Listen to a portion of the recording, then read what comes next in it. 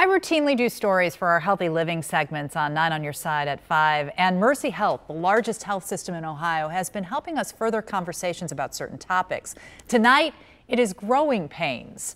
When you're committed to a craft like these 14-year-old twins are to ballet, the limb pain that can wake you up can also slow you down.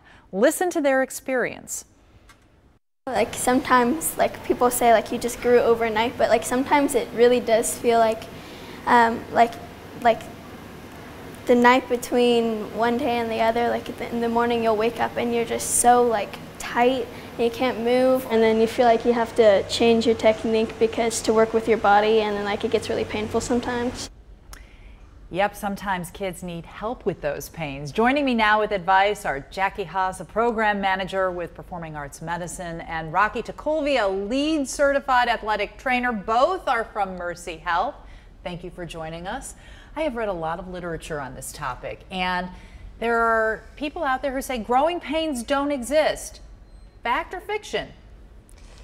Well, talk to the kids. Yeah. I mean, the dancers, they know it hurts. It starts in the afternoon and it happens while they're dancing. It wakes them up in the middle of the night.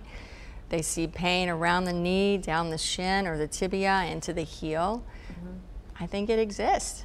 Rocky, your own son. Yes. Tell us about that. He was in 8th grade, and between January and May of his 8th grade year, he grew about 9 inches in those 4 months. That's almost incomprehensible. So he was in a lot of pain. He was in a lot of pain. Yeah. The bones grow much faster than the soft tissues can keep up with it, and what happens is those soft tissues apply a traction, a pulling force on the growth end of the bones, and it's almost like you got a bruise and you're constantly pushing on that bruise, and it can be uncomfortable. Yeah, so what are ways to handle it? What are ways to ease the pain and also stay busy in your sport or in dance? Sure.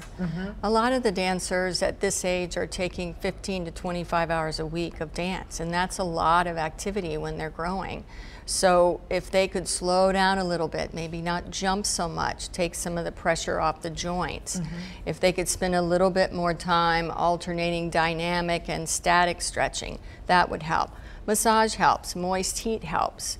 But I think it's important that they realize that it's growth related and that it'll pass. They just have to be patient. Is it different for sport? We were talking dance. Is it different for sport? It's not really different for sport. You just get the pain and the discomfort potentially in different areas. Sometimes younger kids who are baseball players or tennis players, even swimmers, a lot of the repetitive overhead movements can cause it in the upper extremity instead of the lower extremity. And I guess the biggest thing is just make sure that when they're doing their sport activity, that if they can continue to do it properly with good form, good technique, and the pain isn't so intense that it's causing them to do it differently, then all of a sudden you get different overuse injuries that may occur as well. Wow.